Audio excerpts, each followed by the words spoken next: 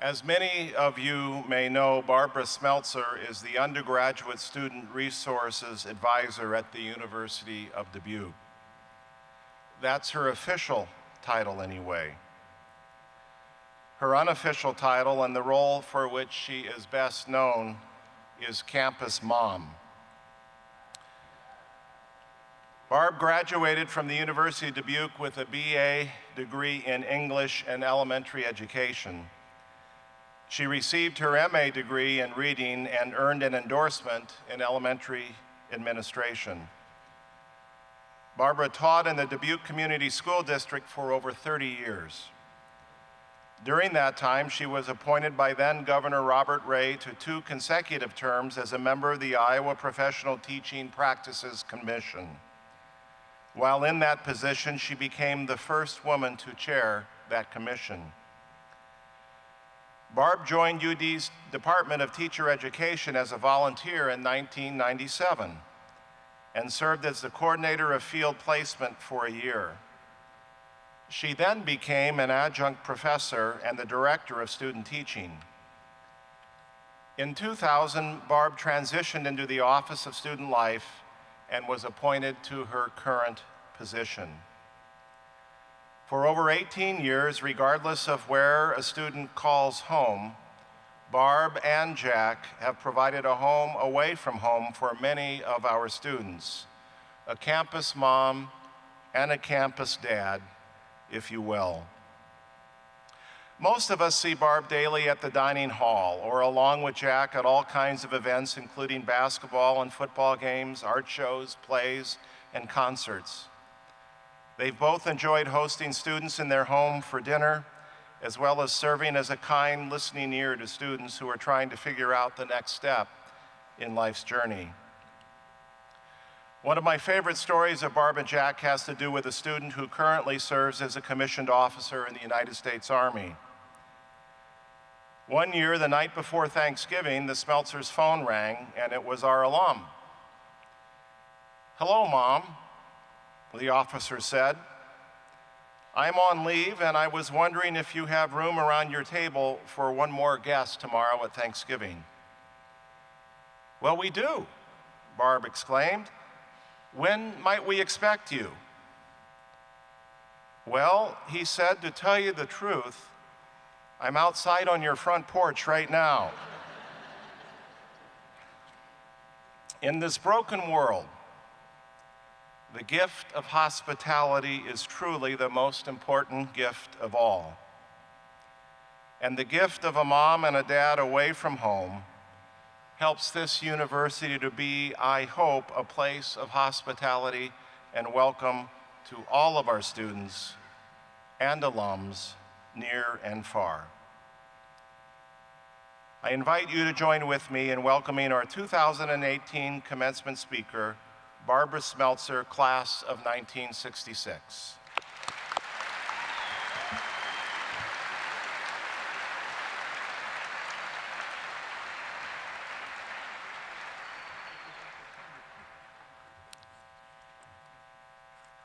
President Bullock, Chairman Clapety, Board of Trustees, administrators, faculty, staff, friends and families, and above all, the class of 2018, congratulations.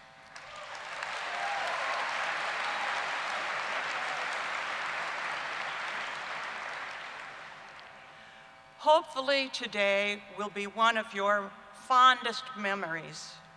For you graduates and for your families, this is a moment of triumph, a moment to treasure through the rest of your lives. I cannot help but reflect today on my graduation from the University of Dubuque. Yes, I graduated from here. I am living proof that there is life after graduation. Our campus at that time ran from Auburn Street to McCormick Street and from University Avenue to Grace Street. I think it has grown considerably over the years. Our commencement ceremony was held on the quad A beautiful day, light breezes, fortunately no rain, and we all managed to fit there, which I don't think could happen today. We sat, much as you are, thrilled with the thought, no more papers, no more books, no more tests. Not so thrilled with the fact there'd be no more money from home. But we were going into the real world, and we were going to make a real difference. What we found, as I'm sure you will also, is that life is a journey, and it takes a lot of hard work. Making changes doesn't come easily, nor at the snap of your fingers. As you transition from a student to the reality of life, you'll realize that a lot of what you learned before the age 30 was a preface to the rest of your life. Attending college was a way to fulfill a dream that you have always had, to further education and support that would take you through life. You need to remember that the knowledge you have gained can never be taken from you. Whatever your reason for coming here, you have achieved that goal, that next step. Be very proud. You have a diploma which represents your success. To you and parents and the families of the graduates, there may well have been times of personal and financial sacrifices on your part. I hope you too feel the pride in this day that your graduate does. Now, as you are aware, college years are not always times of serenity and bliss. You may have experienced a time of discomfort, of hurt, of doubt. I would hope, however, that those times were outweighed by the good times, joy, a feeling of satisfaction and contentment, and just good, plain fun. Your college experience has been a major defining moment in your life. Preparation for the rest of your journey through the years. You will have cherished memories that will last you forever and bring smiles to your faces as you remember the past. But you have also heard people say that goals and careers change many times through the years.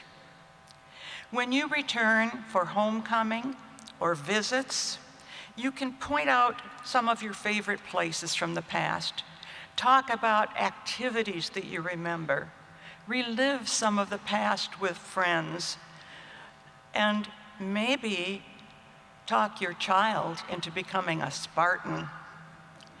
You will undoubtedly be surprised to see the continued growth of the campus, but will feel the pride of sense of home and family, which has existed here for many years. Hopefully, with each change in your life, you can look back and you can reflect on how good those changes have been for you and for those around you. I, for instance, had a great, wonderful career teaching young people. It brings back fond memories that sometimes seem almost magical. Now, if anyone had told me that I would find something as new and as rewarding as what I had been doing, and it would be waiting for me in the future, I probably would not have believed them.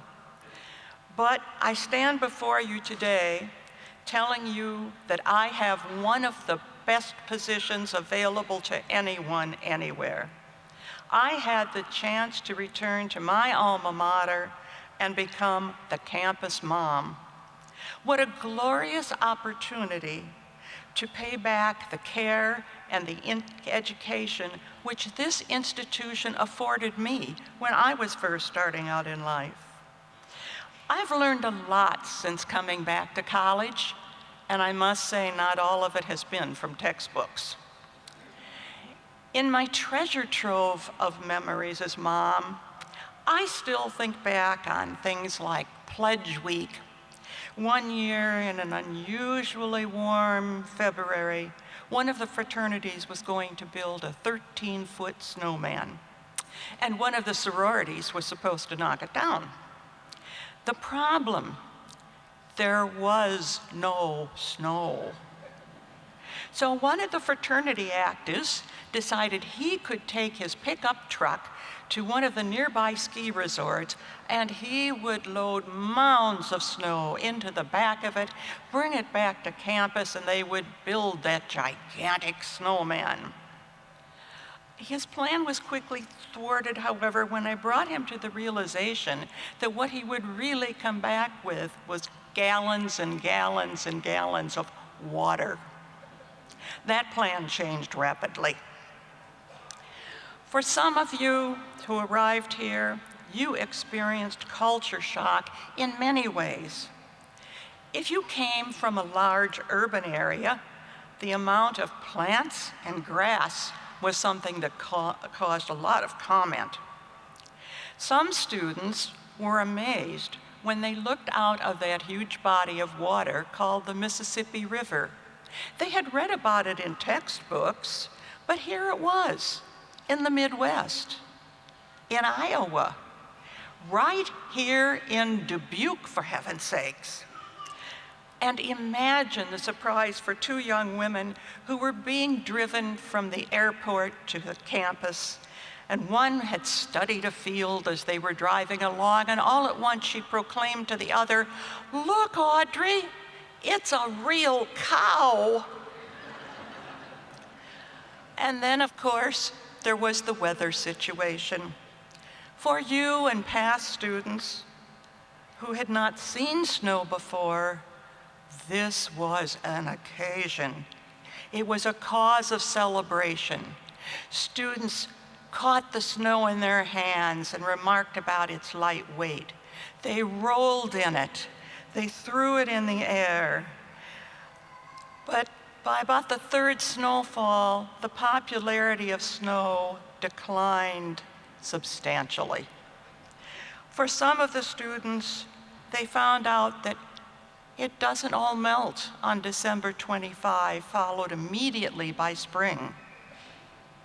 And imagine, if you will, the thoughts that went through a young man's head who, on a cold day, he entered the dining hall and he had on short pants. He was told jokingly that he really needed to wear long pants because if he didn't, his kneecaps would suffer frostbite, and then they might fall off. And then, how was he going to bend his legs from then on? Well, he believed it for a moment, but he joined in laughter with everyone else. In other ways, your world changed when you arrived here, and you were presented with a whole new scenario. Students from small towns have sometimes said they were having a hard time with all the hustle and bustle that was going on around them. And those who came from large urban areas were concerned about the fact they were having a hard time adjusting to the slow pace of the life they were now living. For some of you, it meant getting used to people of different religions, colors, beliefs, nationalities, and languages. You wondered, how would this mixture of people ever come together? Well, here you are today, and you have acquired a first-hand knowledge, new information, new friends, and respect for the customs of others simply by opening your minds and your hearts. Reflect on your experiences here. After you leave this place, notice that the world around you is a diverse place. It's multicolored, multi-ethnic, multicultured. Embrace that diversity. We're not all the same, nor should we be. Continue to take the opportunity to enjoy the rich existence out there, and you can further your education and move forward in your quest to become a lifelong learner. When you start careers which will consume most of your time and might require suits, ties, and perhaps shiny shoes, remember that doing a good job is important, but what you do outside of work is a part of your life which affects not only you, but all the others around you. At this point, you may think achievement is a large salary, or perhaps a really impressive job title, or maybe an eye-catching car, or perhaps someone whose name is readily recognizable to everyone. To others, achievement is doing a good job and helping others, often quietly and without fanfare. To paraphrase Lawrence Lucchino, life is not just about warming yourself by the fire. Life is about building that fire, and generosity is the match to start the fire. To consider yourself capable and to be so considered by others is good. But to know yourself as generous is the best of all. Generosity is its own reward. If you want happiness for a lifetime, help somebody. Find a cause in which you are interested and start early. Reflect upon your own experiences as a base. Perhaps you could mentor a child. Think back to a time when you needed some special attention. Think about the people who helped you. Or as you got older, think about those from the Academic Success Center who helped you through your college career. Maybe you could buy a sandwich or a meal for a fellow worker who is new and doesn't have the money to afford that purchase. Can you recall a time when you or a friend were hungry and didn't have money, but someone on campus helped you get a hot meal? You could help at or donate to food banks. And most importantly, be a good listener. Reflect on a time you had a best friend, a professor, or even the campus mom who listened and helped you overcome some of the hurdles. Be the person who sincerely says, "I'm here for you," and follow through. There are many ways you can be of help if you just think about it, and many require your personal help, not just monetary donations. To be generous, you need to give of yourself and of your time. The things you do for others will remain immortal. And as you walk out the doors of this building in a little while, remember always, do the best you can and be the best at whatever you have chosen. You, the class of 2018, can accomplish much with your drive, your intellect, and your care for others. You as an individual cannot change the world overnight, nor in days, nor even in a year or two. And you cannot do it alone. It takes a long time, but as you reach out and you help one person, who will then help another, who can help others, that chain will develop and it will continue. People helping people, one at a time, over a sustained period of time, can make a big difference. In parting, I say to you, work hard, be prosperous, be joyful, laugh, and above all, be kind. Through your kindness, you can help make the world a better place. I believe you can and you will. I wish you much success in your journey through life and bid you Godspeed.